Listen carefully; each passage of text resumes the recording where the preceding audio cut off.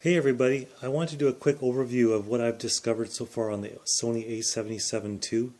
I've got the original A77 on the right side, and unfortunately it fell in the lake, and it turns out that weatherproof is not waterproof, so it's now a paperweight. If somebody wants parts, let me know. Sony says it's not repairable, so anyway, it's my comparison tool now. You know, the one thing that I was not terribly happy with on the Sony A77 was the fact that it was designed to do really good autofocus tracking with the SLT technology, the translucent mirror, the phase detect sensors and everything. You lose a bit of light in exchange, you get those phase detect sensors full time, and it still just didn't seem to track focus very well. And I was a bit disappointed in that, because that's what it's mainly for. So I've got the new A77 II, and I can say it's quite a bit better. The technology is improved, more focus points, better focus points, and it tracks focus much better. So what I've found though is that the technology is actually quite complex, and it's kind of, I've been trying to figure out how it all works. So I just want to share my findings with you in case you're interested in this camera, or you have this camera and you're having a hard time like me figuring out how to use it. So yeah, take this here and just basically go over some of the things that are different between the A77. First thing is, of course, the GPS was deleted from the camera.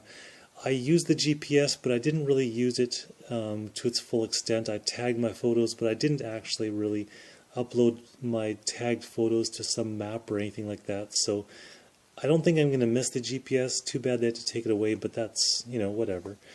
What they've added is the Wi-Fi. So you've got the Wi-Fi here, and then of course the near field on this side. So you basically, you know, take your smartphone, download the app from Sony Play Memories, and I'll put the link below the video. You load it to your smartphone, you put it to the camera, and it takes control of the phone, of the camera.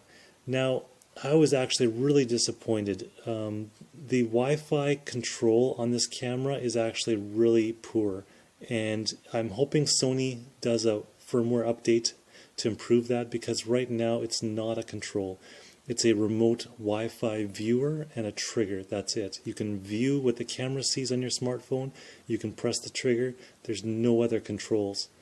So considering it's the newest camera right now, and the other cameras that came out before this have controls like the A7, I hope they update that, because it would be nice to do, you know, the time lapse, etc. Right now I've got, you know, the cheap, you know, the cheap plug-in Wi-Fi, you know, the time lapse control, all that kind of stuff.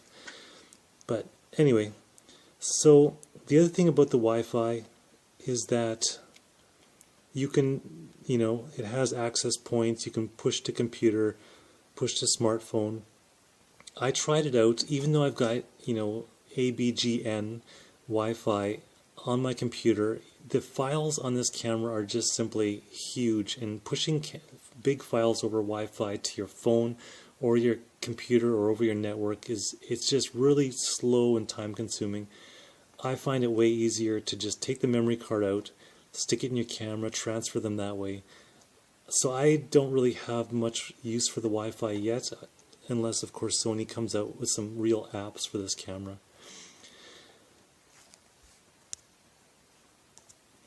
Now the next thing that they changed was the hot shoe. So on this camera you have the new, Sony calls it multi-interface shoe. So you can see there you got some contacts, 24 contacts on that hot shoe in the front.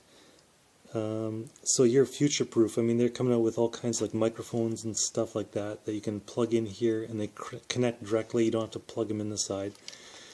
Now people are going to say, well, I've got, you know, the old Minolta style flash from my old camera, so how am I going to use that? So if you've got, like here I've got the old Vivitar, you know, it fits the Minolta Sony shoe. So this flash, you know, is no longer useful to me at all, and I only paid $40 for it. So anyway, but I also have other flashes like this, the Minolta, and this is the 3600 HSD. Now this one actually has, I bought this because it has the wireless and the high-speed sync, and it works. Now it has the old Minolta hot shoe again, so it won't fit without an adapter on the new camera, but I always use this camera off camera, this flash off camera anyway. That's what the wireless off camera is for. I mean, you get way better results with your flash if you use it off camera. And the neat thing is that Sony inherited the Minolta flash system, and a lot of people don't seem to know that the Sony control, the wireless control of Sony cameras with the flashes is actually a phenomenal system. They communicate using the flash like a strobe really fast. So the flash and the camera communicate between each other using the light, not wire. I mean, it's wireless, but not radio wireless. It's optical wireless. So I've played around with it. It works phenomenal. I think it's really one of the underappreciated features of the Sony Minolta cameras, and I'll add a link at the bottom for more information on that system. I think this camera even has flash ratios and stuff like that, so I'm going to have to try that out. Okay, now the next feature I want to show that's really cool on this camera is the focus limiter. This camera has a built-in focus limiter. So down here, control button. So I push the control button. You can see at the bottom there's a little arrow at the top of this bar. The arrow at the top of the bar is actually where the focus of the camera is right now. So if I turn the camera to manual focus, press the focus limiter button, which is by default C. Oh, it doesn't let me do it. Okay, so I'll turn it on to autofocus. Of course, the focus limiter would only work with autofocus. So I'm going to press the focus limiter button. Brings it up. Now you can see as I'm turning the focus wheel, you can see that little line moving.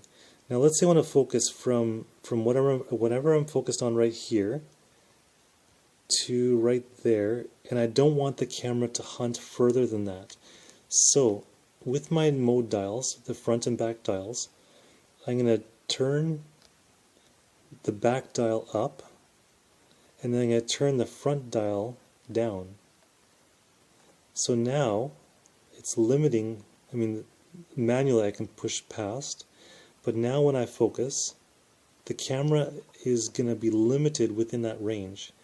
So that's kind of cool. So even though my lens doesn't have a focus limiter, I've got now focus limiting with pretty much any autofocus lens that I put on here. And of course, Sony cameras have the image stabilization built in to the body, so this lens and my other lenses do not have image stabilization or focus limiters, but now with this body they do. So that's really cool. Okay, next thing I want to go over is the function menu, which I find actually is one of the most interesting things on this new camera that I discovered. I'm going to turn the focus limiter off. Now if you press function button, you get that menu at the bottom. Now you'll notice that this menu probably looks different than the one that you have on your camera, and that's because I've kind of rearranged it. I found that, you know, the ones that were on here by default were redundant because I had a lot of that stuff up here. They had like ISO and exposure compensation, white balance, and I use these buttons all the time without taking my eye off the viewfinder, you know, just for memory. So if I'm going to have a quick access menu here for settings that I want to quickly change, it's kind of dumb to put the same settings as what are already on the camera here for buttons. So I went in and I found out that if you go into the menu button, go into menu, and we go to go to settings number 6. And I'm going to go down to function menu set. So that's the function menu set. Press the joystick button. Here you can see function upper 1 to 6 and function lower 1 to 6. So I'm going to go into the upper number 5, press the trigger button.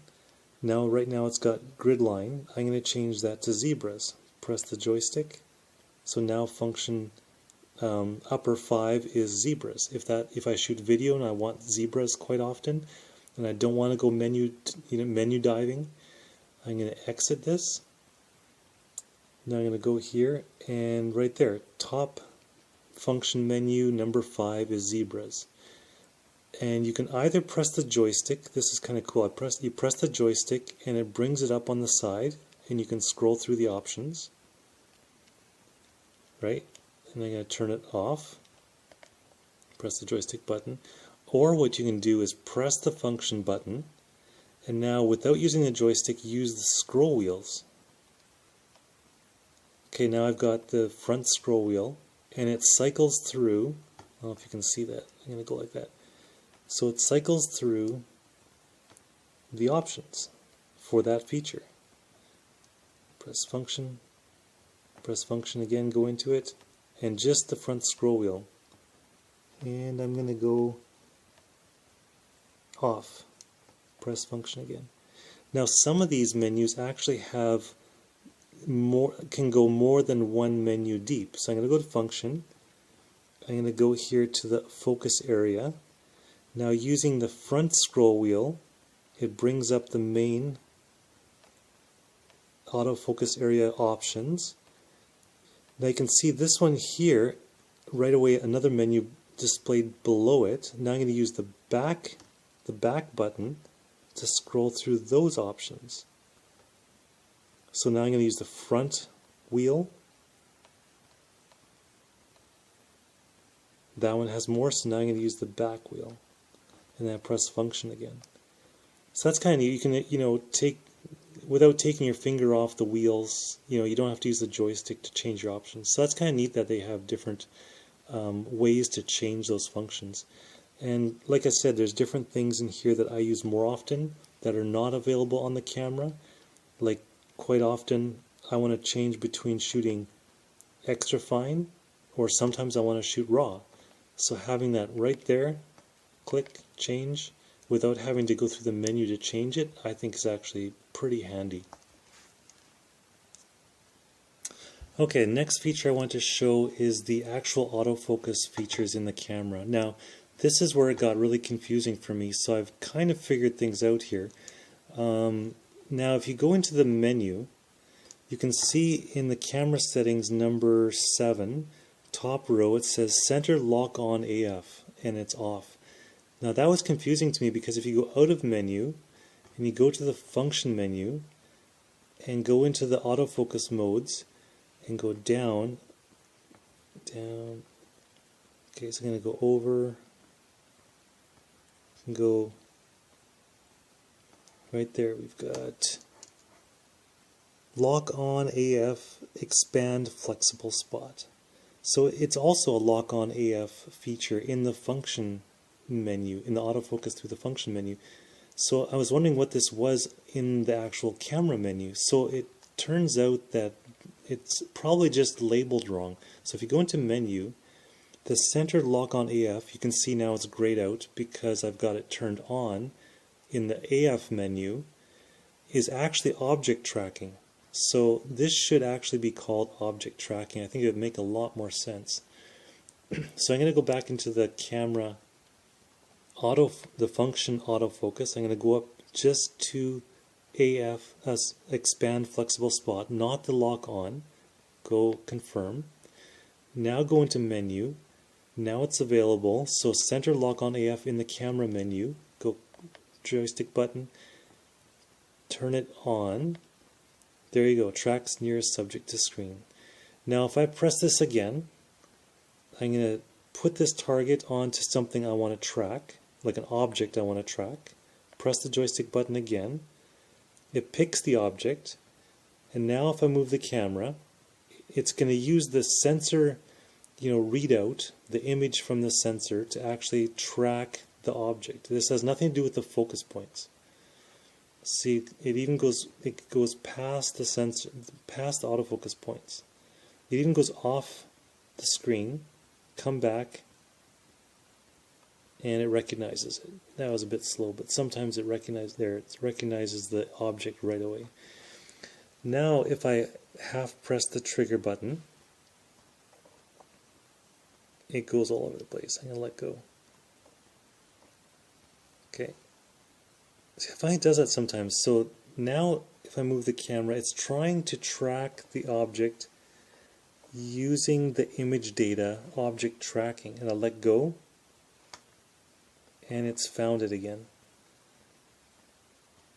Half press, focuses on it. See, it seems to be tracking to nearest sometimes, not to the object. So that's kind of weird. So anyway, it has the object tracking, and as soon as you half press the shutter, it's going to focus on wherever that object is in your screen. Now the difference with the other one is I'm going to go to the menu. Oh yeah, so let me do this first. I'm going to show you something else that's really important. It's on continuous here, autofocus. If I turn this to single shot, now go back to here to object tracking. Press the joystick button once to activate the feature. Press it again so it finds the object. Now it's tracking. Now if I half press the trigger, it focuses on that object. But if I move my camera now, it's not going to follow it. Oh, I just took a picture. That's okay. So object tracking works now. It's in single shot AF on the front of the camera. Object tracking is working. I half press the trigger. It focuses on that wherever it is, but does not track it with autofocus. So I'm going to put this back to continuous. And press the joystick button once, press it again, finds the object. As soon as I half press, focuses on it, and now it's still tracking with autofocus. Okay, so now I'm going to go to menu, center lock AF, that's basically object tracking. I turn it off. Now I'm going to go into the function menu. Go into here, expand flexible spot. I'm going to go down one. Now this is the lock on AF, expand flexible spot. I'm going to trigger that. So now wherever that dark square is where the autofocus tracking is going to start. It's not going to track an object, it's going to start wherever that square is. With expand flexible spot, I can actually move it around the screen to wherever I want. So I can still put it right there with the camera, and then half press the trigger, and now I'm going to move, and it's going to track that object as well with the autofocus. But the difference is the starting point for the autofocus tracking is not the object. The starting point is that AF point, which I can move around the screen with the joystick, which is kind of interesting. So I can, as soon as that object is in that square, I can hit the trigger, it locks it in, and then tracks it. So it's similar, it's just a different starting point. So, and I haven't played around with the face detect, face recognition, autofocus tracking. There's face tracking as well. I haven't played around with that yet. Gary Fong actually has some great videos on that if you want to do that. If you look him up on YouTube there, he's got some great reviews on this camera as well. Okay, so a couple more things that are different on this camera than the original A77. I've noticed that the image stabilization in camera is a little bit louder. I didn't really notice it on the original camera. I definitely noticed it on this camera. When it's quiet, I can actually hear and almost feels like I can feel the image stabilization humming.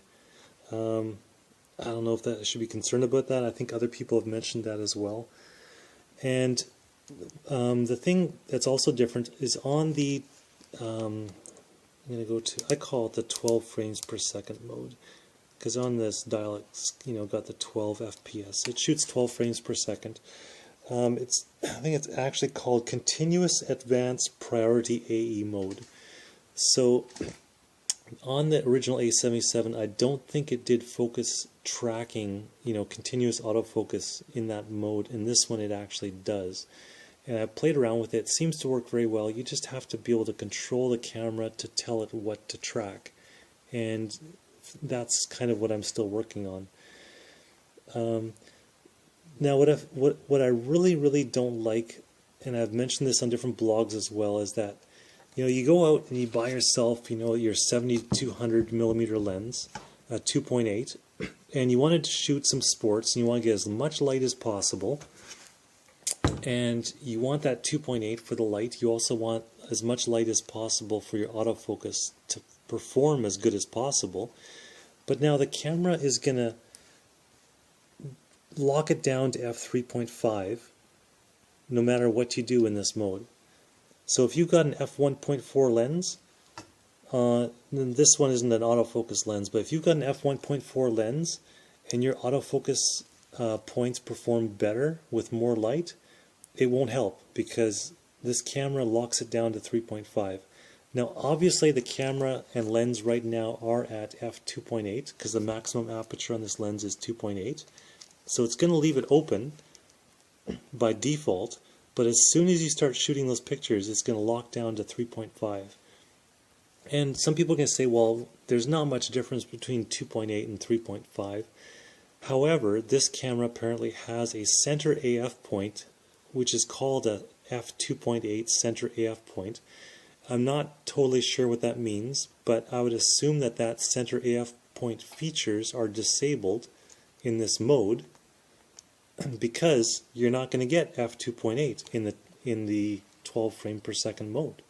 So exactly when you want it most with sports, etc., and you want that really nice new center AF point to perform at its highest, it's not going to be available. So, I mean, it'll be available, but obviously not at what it was designed for. So I find that really frustrating. Like, why would they lock it down to 3.5, when you've got an f2.8 lens or f1.4 lens? And anyway, I wish they would actually fix that. That would be great. So you could open it up. There is one more thing I was going to mention. That is that on my original camera, the A77, I did some static shots because I found that the exposure between shots in the 12 frames per second mode varied between shots. And I thought maybe because the objects were moving and the lighting was changing. So I put the camera on a tripod. I took a bunch of pictures and I found that the exposure still changed without the camera moving, without the lighting changing. There was a variation in exposures between shots. So I don't know why that is. Maybe it can't take a proper exposure reading between shots at that speed. Maybe the aperture is closing down between shots, that 3.5. I don't think it would open back up to 2.8 between shots. There's no point in that. But for some reason, I'm getting a significant variation between shots in the high-speed mode. And so it's just strange. But anyway, if you want to, of course, that's not very fast because I've got way too little lighting down here. So I'm going to turn my ISO up quite a bit. And that's a little bit better. So, I've been playing around with this camera for a while, really like it. I have not been able to really push it beyond what it's capable of. It's more a matter of me not being able to control this camera. So I'm still learning all the controls, all the dials. You go into this menu, it's just incredible what it can all do. So now I just have to learn how to control it. So I'm going to head out, do some more shooting, learn more about this camera, hopefully post some sample pictures, and I'm going to put a bunch more links down below on this video description. If you're into Sony's or if you're interested in Sony, it's a phenomenal system. You've got I can put legacy lenses on here, and I can add a chip to the legacy lens to tell the camera what the focal length is, and it will use the image stabilization in the camera body with a legacy lens. So you can add image stabilization to legacy lenses. Now you've got the focus limiter built in as well for your autofocus lenses. you know, it's water resistant, not waterproof. It's just, you know, I think it's got the whole package all in one. And the little bit of light that you lose from that SLT, you know, you've got that glass translucent, you know, semi-translucent mirror in there. It's just a piece of glass. The little bit of light that you do lose from that, they say it's about 1/3 of a stop, and some people say it's 1/3 of the light. I found the difference is actually, the difference between 1/3 of a stop and 1/3 of the light is actually a fair bit different. It's actually 1/3 of a stop would be about 22% of the light, and 1/3 of the light obviously would be 33%. So somewhere between there you're losing some light, but the Sony sensors are just so much better. I mean, other cameras are putting Sony sensors into their cameras because they're so good. It seems to really make up for the light that you're losing, and I'm doing some ISO testing right now. The ISO performance on this camera is definitely better. You know, the low light performance is definitely better than the original A77. I'm trying to, you know, distinguish between how much of that is actually, you know, noise reduction and in-camera processing, and how much of it is actually, you know, better sensor performance. But it is better. The other thing I'm really disappointed in, unfortunately, is that Sony does not have full RAW capability. It is not, I mean, it is compressed RAW. So if you're doing star trails, and the compression on the RAW files in Sony can actually have a significant effect, you know, degradation of your image quality even with your RAW files, which is kind of disappointing. If there was only a way to get RAW out of this camera uncompressed, that would be phenomenal. So since I'm out mostly taking pictures at night. Anyway, that's my quick overview of the camera. Hope you enjoy, and hopefully more pictures to come. Thanks.